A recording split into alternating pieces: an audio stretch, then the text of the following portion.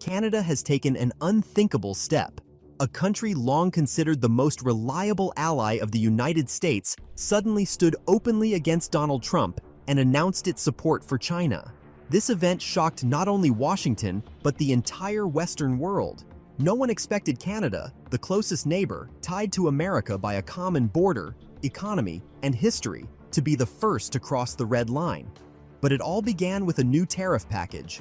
After Trump signed an executive order in early October imposing 100% tariffs on imports from Canada, including aluminum, steel, automobiles, and even timber, Ottawa faced a choice: either submit to the economic dictates of the United States or seek new allies.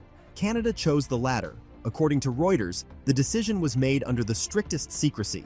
Just a few days after the executive order was signed, a Canadian delegation flew to Beijing for urgent negotiations. Officially, the talks were on energy cooperation, but in reality, they marked the beginning of a new chapter in Canada's history. According to Bloomberg sources, China offered Ottawa a strategic partnership agreement involving long-term purchases of Canadian gas, uranium, and agricultural products in exchange for investments and access to Asian markets. The offer was too attractive to refuse. Prime Minister Mark Carney, who had long balanced between Washington and Beijing, did not hesitate this time. In a national address, he stated that Canada cannot be a hostage to someone else's tariffs and will defend the interests of Canadian workers and Canadian companies. His words drew applause in Parliament but provoked outrage in the White House.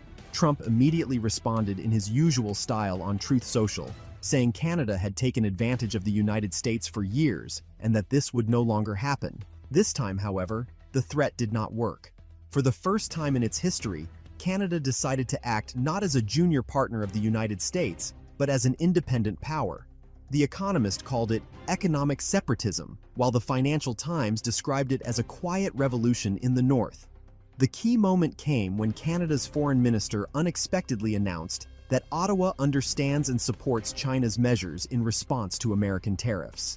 It was a diplomatic explosion. CBC News reported that behind this statement was a carefully calculated plan. In recent months, China had been seeking alternative supply routes for resources amid rising tensions with the United States, and Canada fit perfectly into this strategy. It possesses vast reserves of oil, gas, nickel, uranium, and rare earth elements, precisely the materials China needs under the pressure of US sanctions. In return, China offered Canada massive investments in the energy sector, the construction of Pacific Coast and credit lines through the Asian Infrastructure Investment Bank. The negotiations caused shock in Washington.